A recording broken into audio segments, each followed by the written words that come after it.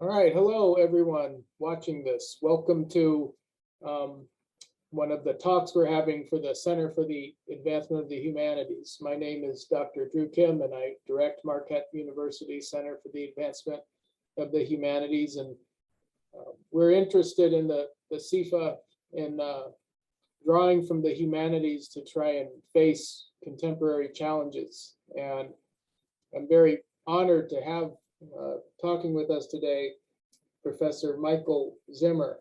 And Michael is the associate professor in Marquette's Department of Computer Science. He's interested primarily in confronting contemporary data ethic issues, such as the controversies and consequences of our increasingly data-driven lives and spaces, unfair algorithmic biases, the unequal effects of computational decision-making, the privacy threats of ubiquitous surveillance systems, and the role for corporate social responsibility and accountability. Michael's the director of the Center for Data Ethics and Society, as well as an affiliated fellow at the Information Society Project at Yale Law School, as well as the Northwestern Mutual Data Science Institute. So did I leave anything out there, Michael? Oh, that sounds great. I keep busy.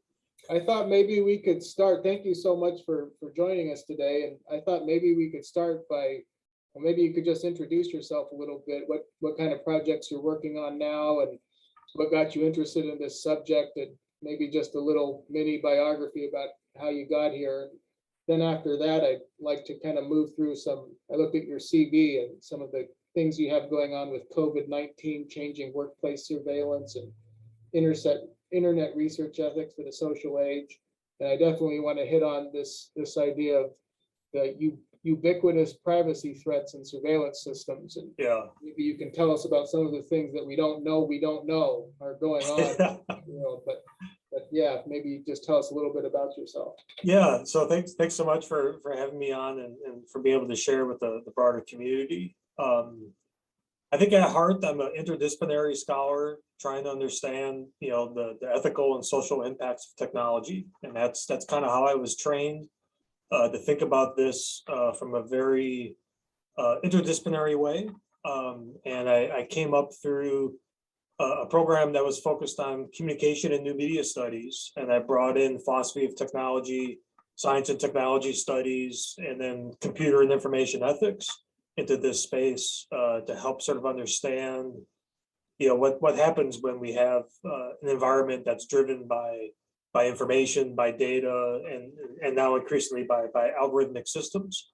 And so the fun part of my job is that I get to do this in a Department of Computer Science, where we're training computer scientists and data scientists to build these tools and to leverage all the great things that can come out of the fact that we have a very data-driven society.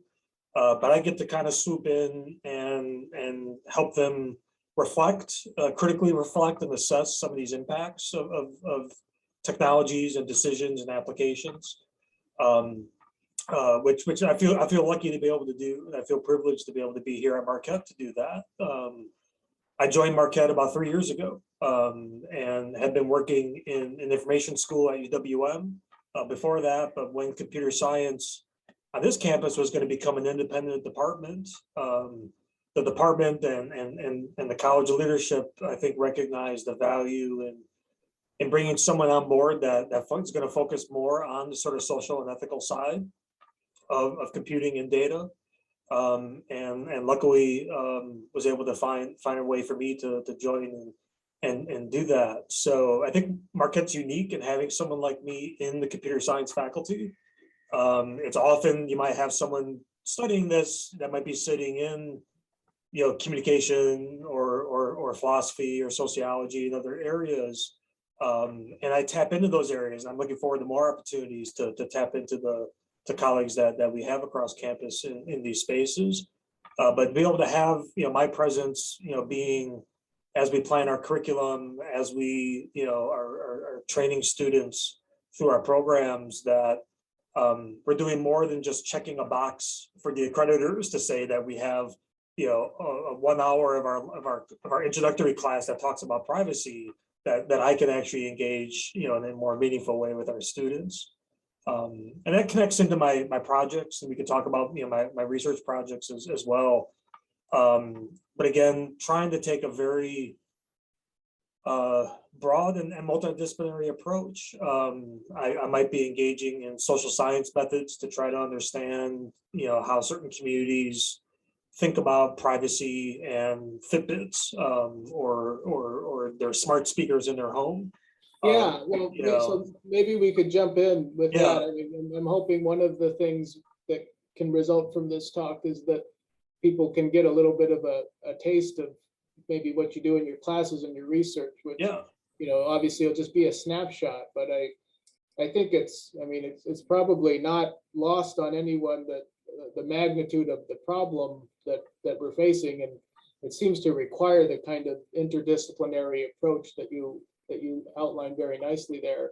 And so I do certainly perhaps later want to talk about kind of the practical ethical, like, well, what do we do now, as yeah, individuals, and a society to kind of contend with with all these things that are happening. But I think for a lot of people, and I'll include myself in that, it's hard to just even wrap your mind around the complexity of what the problem is. And so maybe I was captivated in your description where you talk about the privacy threats of ubiquitous surveillance systems. And I think you were kind of moving in that direction, talking about like the things that I saw a little, I forget, I don't know if they call it a meme now or something like that, but it was this little like comic picture, and it was, the first box was the 1950s, and it was like a woman in a kitchen, and she was saying to her friend, like in a state of like panic, I think our phones are tapped or something like oh, that. right, And then the second, have you seen this? The second one was like a contemporary,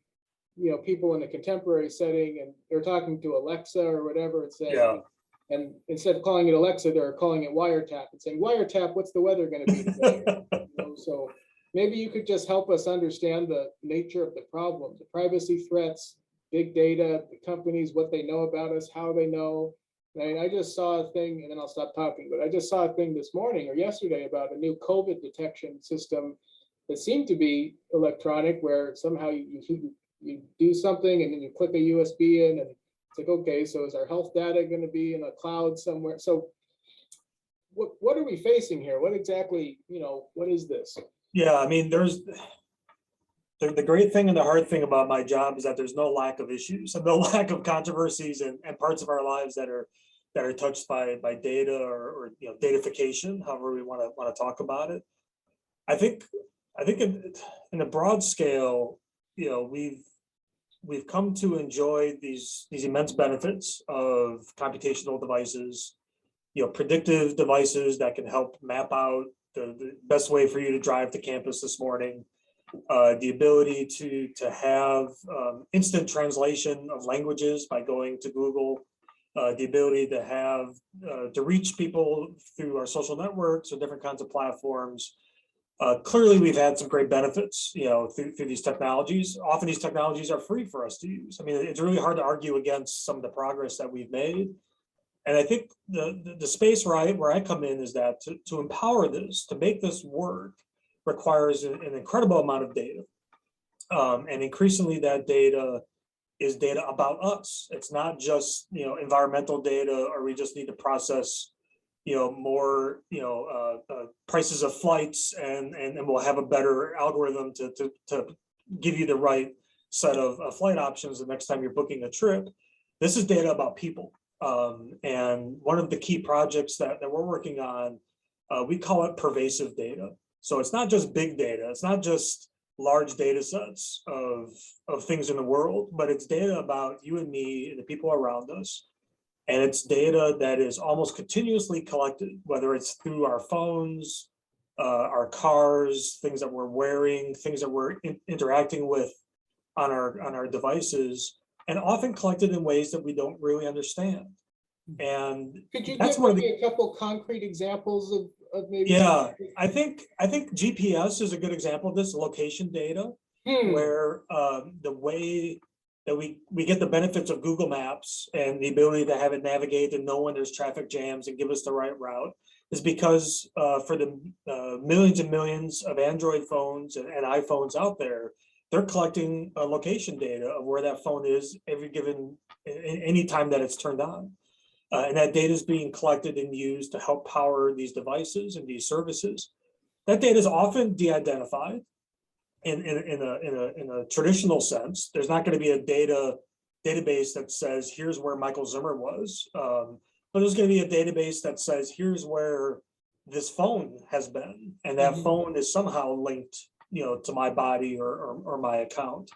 And those are those linkages. Those are the things that we get worried about, where it's so easy to collect data, and users are so willing is not quite the right word, but ready to turn that data over because we see the benefits and because we may not fully understand the extent of data collection or even really the threat models, because it's very different than it was in the 1950s when the only threat was the FBI tapping your phone, because they were the only ones that could really do it.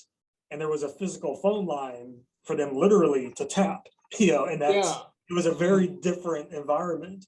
So well, that's, could you maybe say a little bit more about those threat models? Like, what are some of the top three, or yeah, and even my use of the word threat is itself a limiting idea, because it's we so often think about bad actors, and someone's going to get my data and I'm going to have identity theft, or my home is going to be hacked into or something. And it's those aren't really those are real, but I think there are other issues that, especially around from an ethics perspective, that we're trying to put at the forefront is questions more about, shouldn't you have more control over your data? Right. Yeah. Shouldn't you have more ability to decide who sees which pieces of data and under what conditions? And it's kind of pushing against our traditional frame that data was either private or public. And once I made data available, now it's available for everyone for all time and for any purpose. And we're trying to push against that binary around privacy and recognize that it's more contextual. And that we need to find ways to both build platforms and then empower individuals to have more control over their data flows. And that's kind of what the GDPR in Europe is attempting to do. Their privacy regulations, trying to recognize that it shouldn't be a free-for-all, that users and individuals should be able to decide in particular circumstances what data can be shared or can be used. So to bring that back to kind of a humanities frame, is we're pushing more for an approach to data and privacy that's grounded in dignity, or grounded in autonomy, and that even though my identity may not be stolen or I may not have a financial loss, shouldn't I just have the dignity of being able to know who has my data and what they're doing with it? Yeah. And if someone is suddenly using my location to make an inference about me as a human being, even if I'm not experiencing a direct harm, that's an affront on my dignity as a person. And that's part of the shift that we're trying to have realized as we move towards more of sort of an ethics frame for dealing with data versus just like a legal compliance frame where like I followed the laws, therefore I'm okay. Yeah. Let me ask you a question about that, because what it seems to me, and please correct my layman's understanding if this is not accurate, but I thought it was interesting how you said that willing isn't the right word. It seems to me like there's a great ambivalence, at least in the United States, and almost this kind of sense of like inevitability. It's like if you want to use the app or whatever, it's going to have this terms and conditions things that comes up. And it's sort of like, well, why even read it? Or if you do click it, the thing, why even read? It's not. It's almost like it's a pretense of a negotiation or contract, but in reality, it's more like an ultimatum. So right. If you want to use this, you have to agree to this. And exactly. And so And the idea of a regulatory agency that could somehow intervene in that process, and I don't know that, I mean, it seems to me like perhaps, and maybe this is wrong, but in the US, at least in many corridors or circles, the thought would be that that's just not really something that could happen, that we could have, like, there's this sense of technology is kind of wild, wild west, and whatever regulatory intervention you attempted to do, it would somehow be circumvented. And there's Yeah, just this kind of sense, so ambivalence and this kind of sense of almost like futility. Like, well, if yeah, you want to use their stuff, they're going to be able to, have an AI scan through your pictures or do whatever they're doing. And there's kind of powerful corporations that, so I don't, do you think that perception is more or less accurate? And then yeah. I think that's real, and there's yeah. been research showing that Hmm. we have this increased level of privacy apathy, is how researchers are actually talking about it. Oh, That again, this sense of inevitableness. I have so many devices, so many services, I just can't manage it all, and people just throw up their hands and just say whatever. You know, hmm. that's definitely out there. Folks have also described it as privacy fatigue. There are only so many OKs I can click on websites, for the notice that there's a tracking cookie, and you just click through. I just want to read the news, or I just want to watch that video, Right. uh, and that's a real problem. When it comes to, again, like to your point, if we set up the whole kind of regulatory structure around notice and consent, which is how we've dealt with privacy for the last 50 years, that as long as you click OK, therefore anything goes, and that just doesn't work anymore. I mean, because we're tired of it. We don't read the 50 pages of a new terms of service. Other wrinkles in that is I may have clicked OK when I first set up my Instagram account in 2005, and now it's 15 years later, and who knows what changed, but I still agreed to those original terms. And, Right. so there's challenges there.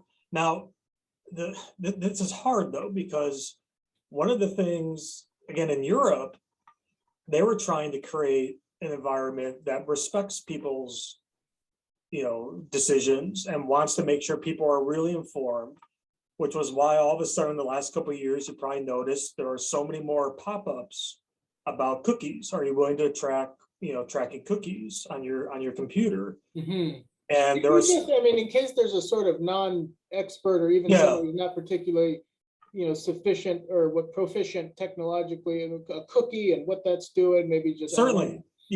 Yeah. A web cookie was something that was developed early on in the web, that when you visit a website, a small piece of text gets placed on your computer, saying you're at this website at this day and time, and a string of characters, we'll just say 16 random characters that identifies your web browser. So when the next time you visit that website, whether it's marquette.edu or amazon.com, they'll find that string on your computer and remember it was you. So Mhm. this is how you can stay logged in on Amazon, or your shopping cart stays with items in it as you go around. And so it was meant to be to help sort of preserve that status. Like, I've been here before, you should remember me because of this code. Mhm. But it got kind of used or abused in ways to allow the tracking of website to website, and advertisers have been able to use that to track what you're doing from website to website. It's become a primary tool for data collection for targeted advertising. Okay.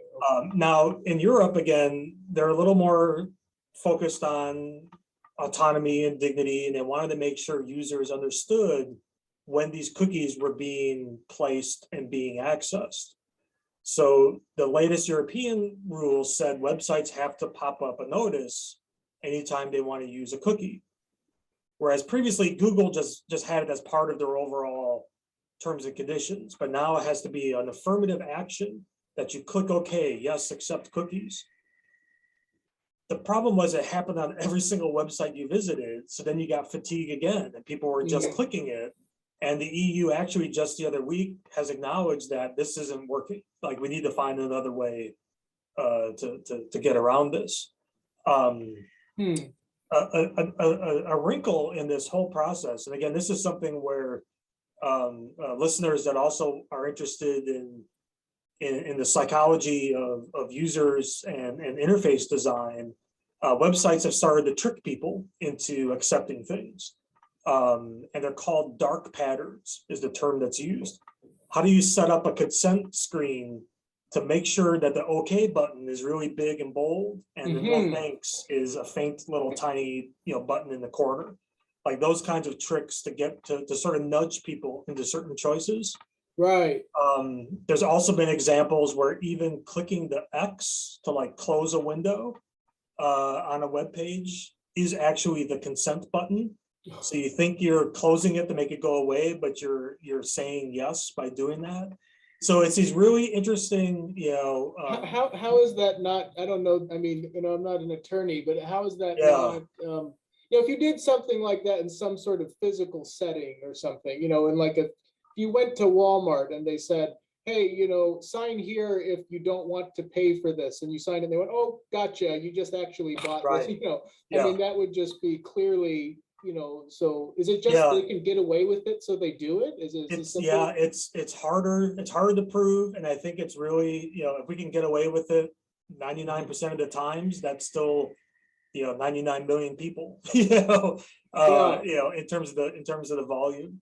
I mean, you asked earlier a little bit about like the enforcement side, and that is one of the key differences here in the US versus other parts of the world. And the way I teach this to our students is the US has a very utilitarian approach to dealing with things like privacy and data protection and ethics. We see the benefits of letting companies collect data. Look at all the innovation that comes out of Silicon Valley and out of these companies. And we shouldn't stifle that innovation. This is like the American spirit of just gathering, information and creating something new. And if someone happens to get harmed, we'll go fix that one little harm. Which is also why, from a privacy perspective, we have very narrow sectoral privacy laws in the US. We have a privacy law about your library records. We have a privacy law about your health records. We have a privacy law about your video rental records. But we don't have a comprehensive privacy law because we want to keep the hands off and let companies develop and innovate, because that's going to be for the greater good. In Europe, in Canada, to some extent, it's again more of kind of a dignity approach, not utilitarian, but more, of respecting human dignity. We have a duty to respect individuals for what they are and give them the power to decide how their data could be used. So they have different sets of rules. They're much more focused on enforcement.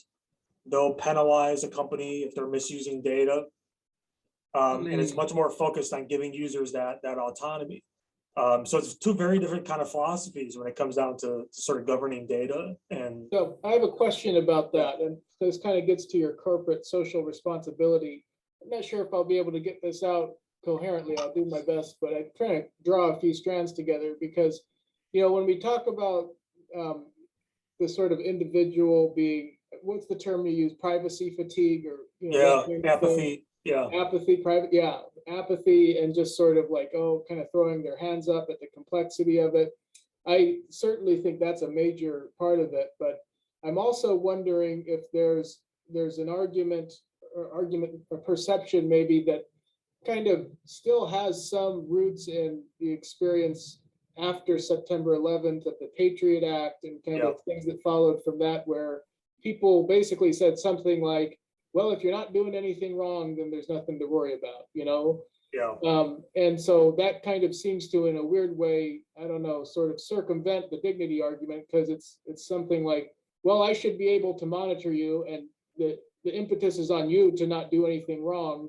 And so it kind of shifts the perspective, and it's the premise is that there should be this kind of freedom to surveil, and the responsibility is on you to just make sure that you don't do anything unseemly in that surveillance context, but it kind of takes the surveillance context for granted. And so when you talk about government, and specifically in the US context with the Patriot Act, I wonder how much of this, if any, what if you could break it down, maybe not as as precisely as a percentage, but something like, well, yeah, there's the impetus to want to kind of just let business go and innovate, and that kind of utilitarian ethos of just practical piecemeal dealing with things as they pop up.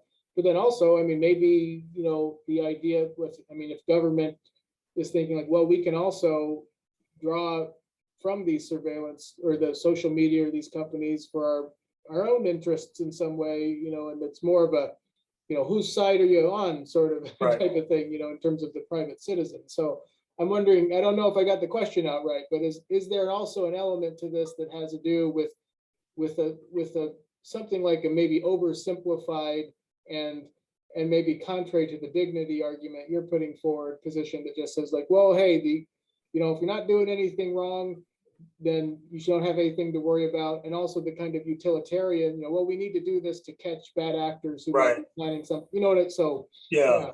I mean, that is, I guess, again, kind of a quintessential American view of why we should allow, this kind of, whether it's government surveillance or police action. And clearly after 9/11 and with the Patriot Act, there was this rush to opening things up. There were still some limits and restrictions, but this sense that the greater good is going to be served. If only we had better access to more data, maybe that could have been prevented. And then there was essentially, like a function creep where those practices started becoming more than just monitoring, potential terrorists overseas. It allowed monitoring internally. There were some famous, or infamous provisions that would allow access to library records or other kinds of things of people in the U.S. And then gag rules applied to that as well, where where people weren't a gag rule, where, for example, a library would be restricted from saying that the FBI came to ask for someone's records. So in just I used to do a lot of work with libraries and privacy, and as a funny, clever response to this, libraries started putting up, they were called like privacy canaries. So like a canary in a coal mine, and once the canary dies, you're in trouble. Mm-hmm. They would put up a sign that says, the FBI has not been here today.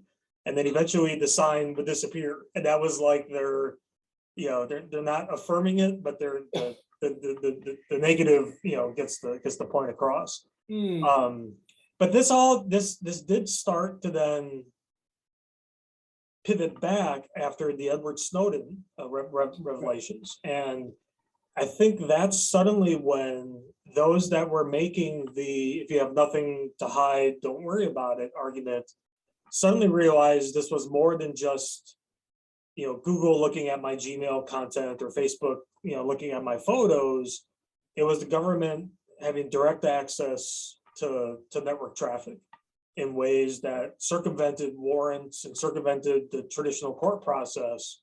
And so even those more aligned, with the conservative view suddenly saw that as a threat, that this was going too far.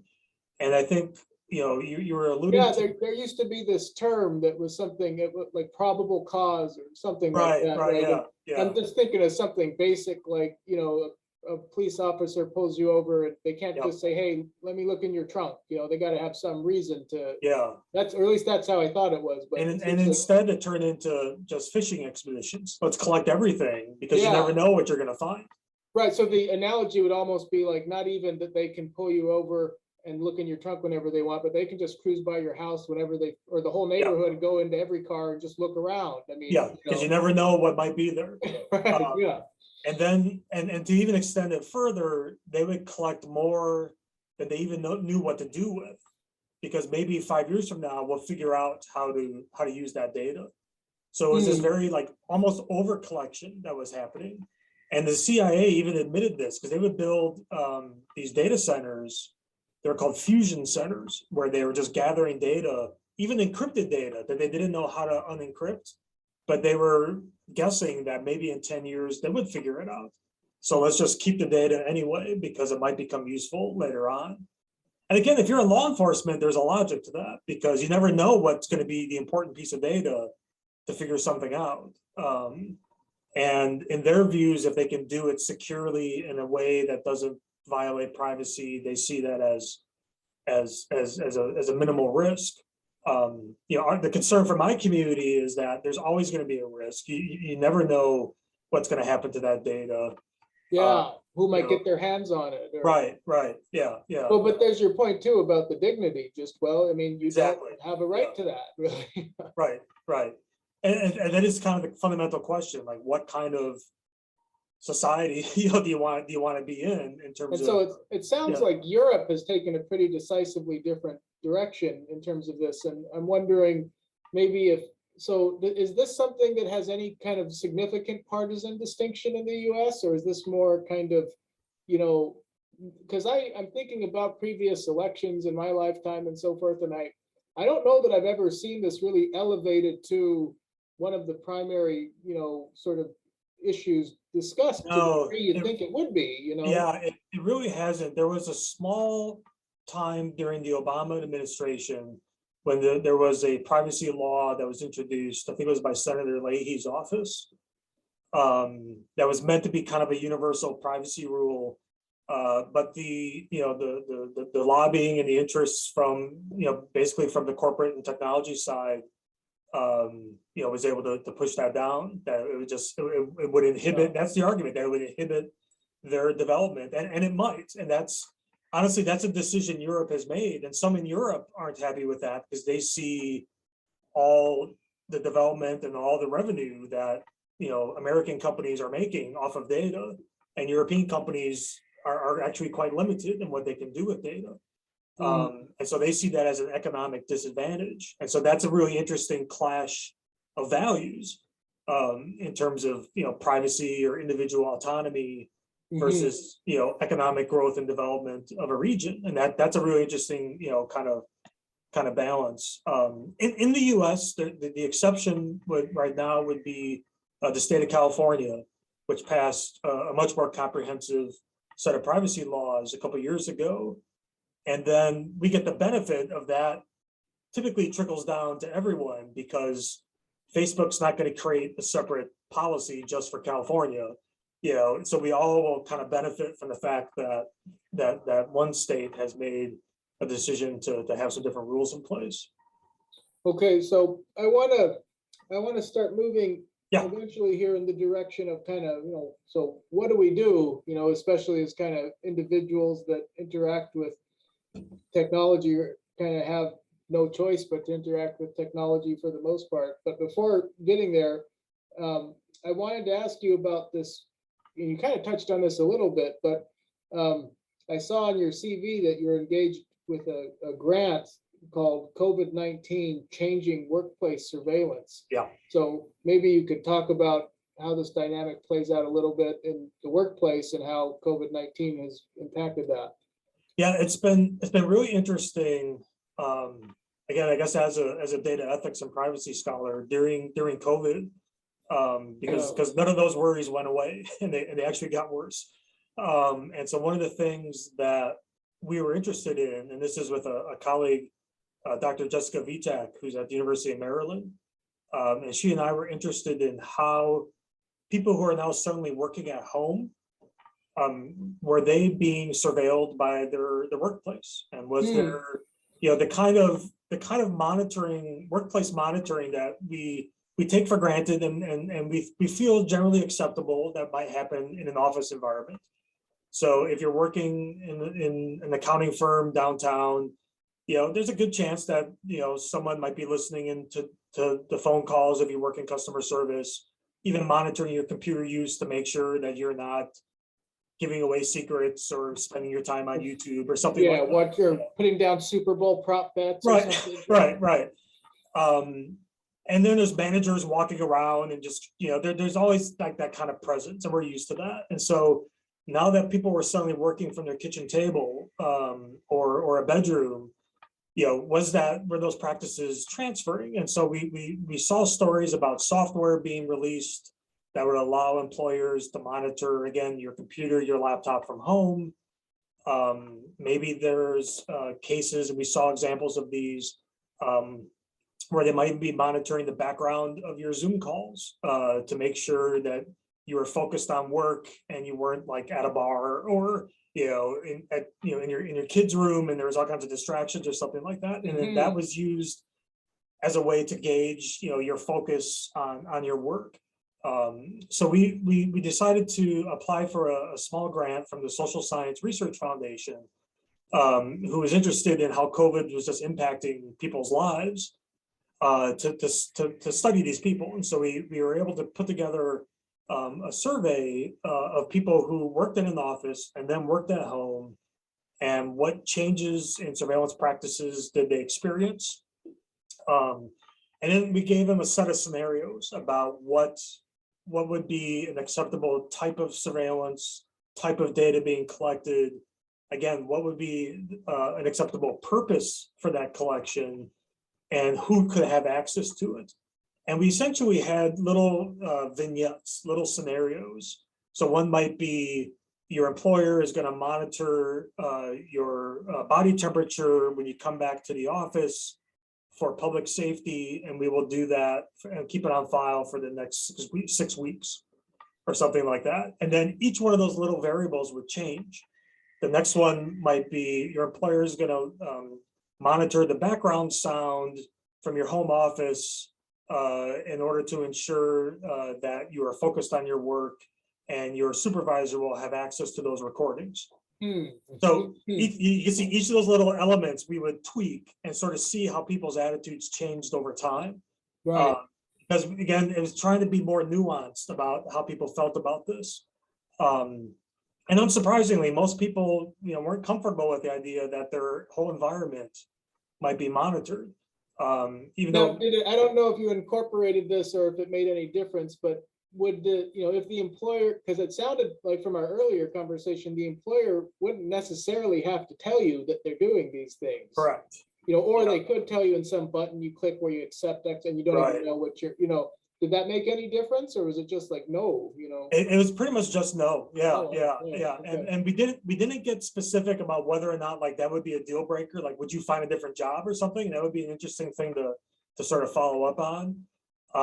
But that's one of the interesting things, is that, the employee-employer relationship, that power dynamic is really is often very one-sided, and you usually don't have much opportunity to push back on those kinds of practices. And that's one of the things we were trying to unpack is how does power play out even when you're outside of the office.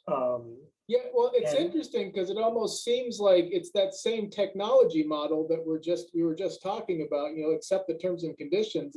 It permeates in some way that boundary, Yeah. even into your workplace. Or it's hard to the chicken or the egg, but it seems like the same basic dynamic is, here's the deal, and you don't have much say in it. And if you want a job or to use our app, then you accept it, which isn't exactly not a lot of dignity in that if you can't negotiate, huh? And there was this kind of software out there for a long time with remote workers, or if you're managing a sales team and you wanted to make sure that they were on calls a certain amount of the day, make sure they were responding emails promptly. In the non-traditional work environment, that kind of software has been used for quite a while. Mm-hmm. But there was also something different about it being now in the home during COVID. Also because for many of us, we weren't just working, when we were at our computer, because we had kids doing schooling, or we had Right. other things going on that we were all trying to manage. But this software and the AI behind the software is just monitoring whether or not your eyes are looking at the camera, and you're getting scored on a dashboard for how attentive you were during the staff meeting, today on Teams. Right. And it's one of these things, again, where sort of fairness comes into it about, does this AI that's going to automatically score the quality of my video time understand what else is going on in my life, or why there's a screaming kid in the background, or why I had to mute my video to go take care of something. Yeah. And Well, those are some of the interesting little nuances that are coming up. Yeah. And there's big ethics questions there, like we talked Yeah. about, just like, is that degree of is there an intrinsic principle being violated in that surveillance? And it seems like Right. there's just always this kind of passing. It almost seems again like if you're not doing anything wrong and you're on your camera, then Yeah. nothing to worry about, but that just seems like a kind of tendentious argument on some level. Well, we got about 15 minutes, so I'd like to start maybe moving a little bit. I want to ask you a couple of questions, and one is, I'm interested how, you work with a lot of undergraduates, and I'm kind of wondering how they've kind of grown up in a different world than I think you and I did. And so I wonder if they tend to be more kind of apathetic to this whole issue, or just kind of more, I don't know what the right, like forlorn almost, oh, this is just the way it is sort of thing, or is Yeah, there a resistance, like, hey, this isn't right, or how do there, undergraduates tend to yeah, perceive these there's things?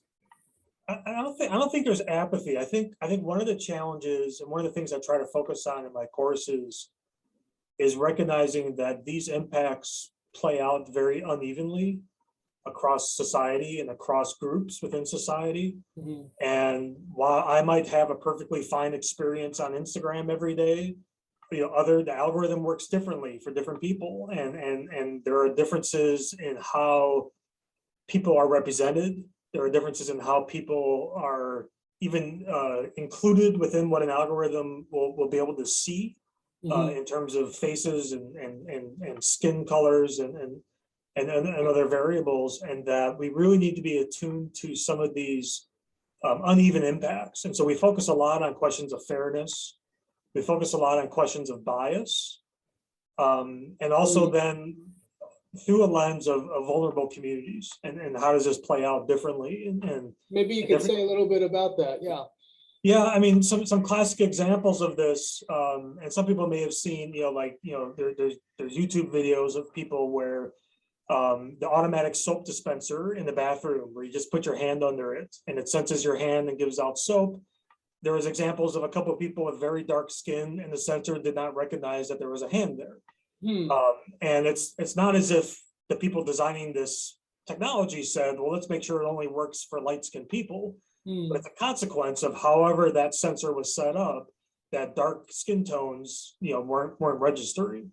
Um, so it's an uneven impact that it may not have a life or death impact on people's day-to-day existence. But again, if we think about that dignity, what are we saying about, who counts as a human hand, in that simple interaction. So what I'm often trying to do with the students, especially the students that I'm teaching who are in computer science or data science fields, is giving them the tools to sort of critically reflect on these broad sets of issues, on their own kind of positionality, and whether it's privilege or however we want to frame that, but getting to recognize that as these systems are becoming more complex, it is more likely they're gonna impact people differently. Mhm. And we need to be ready to address that. We need to be ready to recognize that, and then the hard part is to find the way to actually deal with it. Hmm. But at the Yeah. very first, I'm trying to get our students to see those issues, and then they get it. And that's again where I think Marquette's roots in issues of justice, and the Jesuit tradition, give us a pretty good lens to understand why we need to be worried about these issues, and how different communities or people of different vulnerabilities might be impacted by these systems in different ways. Um, a couple of the classes I teach, I really love, because I spend the first maybe third of the semester, building up all the great things we can do with data, and all the amazing, accomplishments, and the automation and the AI, and all these things. And then I just crash it all down, and it's like, and here's what happens when we get too caught up in, I frame it as this idea called the empiricist epistemology, that we can now view the world just through data, and nothing else matters. We just look at the data, and it's kind of like, data science on steroids, where we just look at data. We don't care about causality. We don't care about, humans and things like that. Just look at the data. Hmm. Um, and so then I started just showing all the examples of where that falls apart. Right. And that helps, I think, give our students this broader sense of the value of these tools and this technologies, but that it does exist in a broader, I guess we use the frame socio-technical environment, that we can't ignore society and culture and all these other issues. If we're Yeah. we're Right. gonna build an algorithm, it's not just an algorithm. it's everything, and we need to recognize all those other elements. Maybe you could, so we've got about 10 minutes. I still do want to get into the kind of, what can we do question, Yeah. but maybe you could just say a little bit about the algorithms and the impact that's been having, because I know there's been a lot kind of in the news and stuff about ways that those algorithms have this, because something I was getting from what you were saying earlier is like the intention might not be the overriding concern. It might be more the impact in a lot of Right. things, and so whether the algorithms were designed intentionally to have a harmful impact or not, I mean, are they is kind of the question. And so maybe you could just say a word about that. Yeah, I mean, some good examples of these concerns about algorithmic harms, especially beyond intention, is the type of data that we're using to train these algorithms. And what I teach my students is that algorithms are simple. There's data that's used to train to make predictions. We use data to help build a model. And then we have a measure of success. We have a way to say that this model works or it doesn't. And both of those things can break down, even if I have the best of intentions on what I'm trying to accomplish. And examples of this might be building an algorithm to try to automate hiring processes. And I'm getting 10,000 resumes for this job. I can't look at them all.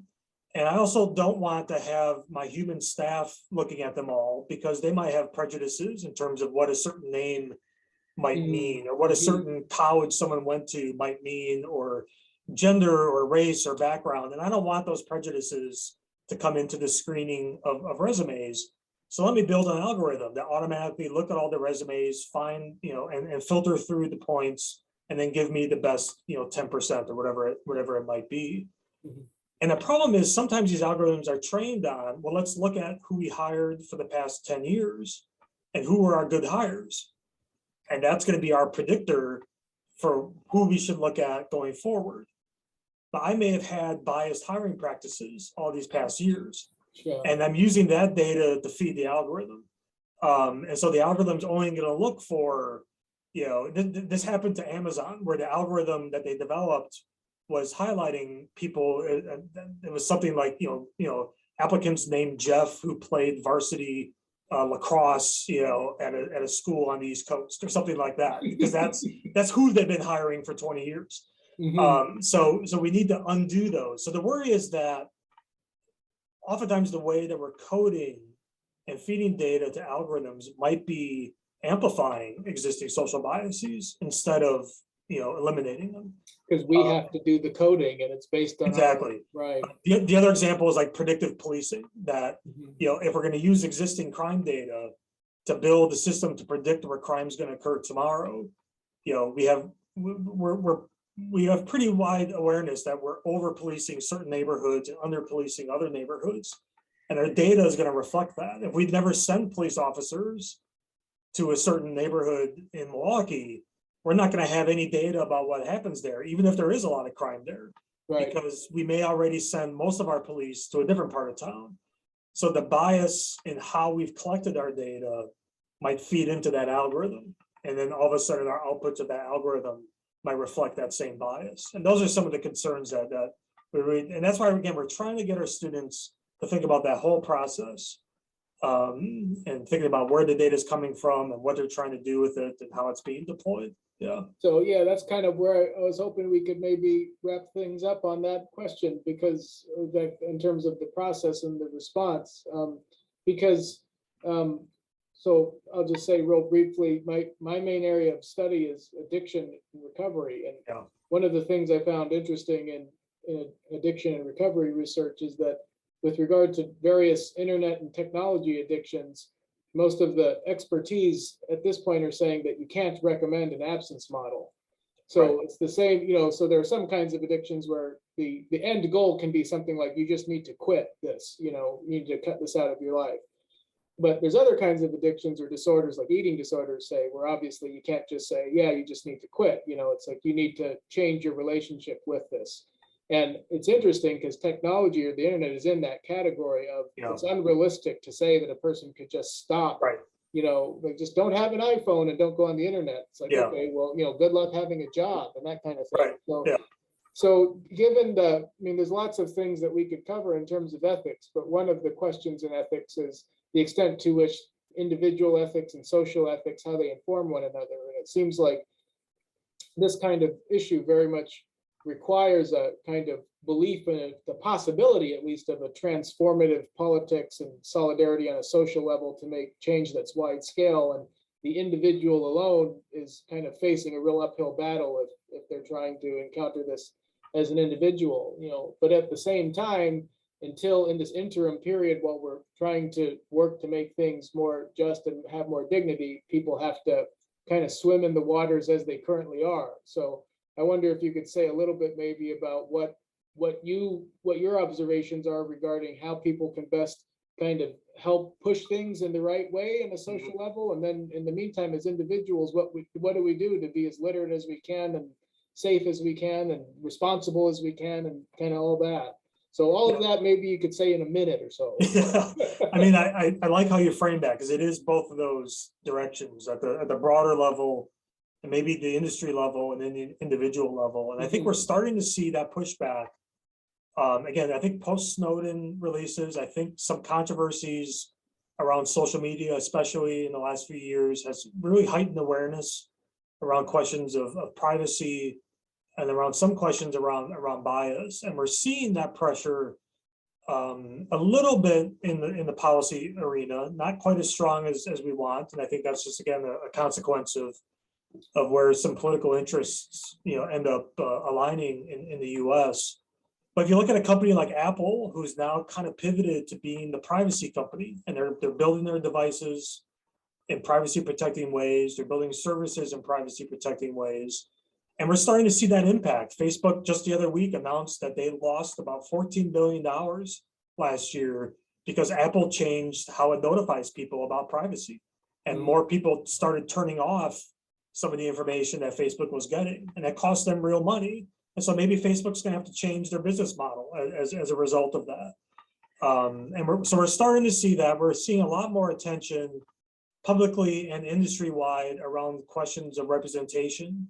And how do we make sure we have diverse teams designing these systems, that we have diversity in our data sets that we're using to train these systems. More and more companies are hiring people trained in ethics and technology to help be part of those teams, a part of those decision processes. So we're seeing some positive movements in that direction.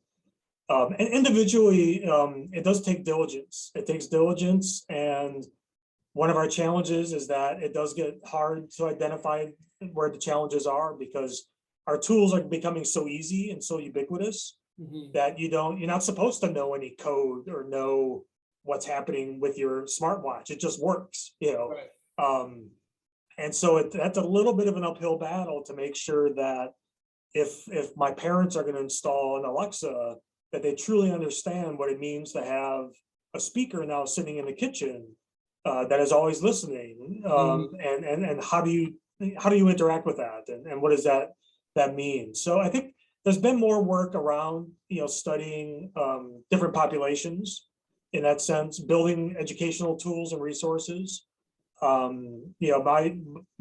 work here is for our students when they go out in the world, either if they're going to be building these systems or implementing them or just using them, that they now have sort of a critical lens and some critical thinking skills to help understand that algorithm is not like magic and is not inherently true. It's just a tool that someone coded, and we need to think a little bit more deeply about that. And if we're getting our students to think that way, then I think we're at least having some success. That's a great hopeful note to conclude on, and maybe at some later point we can do another one of these, because I think we only covered about maybe a tenth of the things. I know there's so much. There's so much. But thank you again for all of the great work you're doing, and thank you so much for joining us in this very informative and helpful talk. We really appreciate it. Yep, glad to share.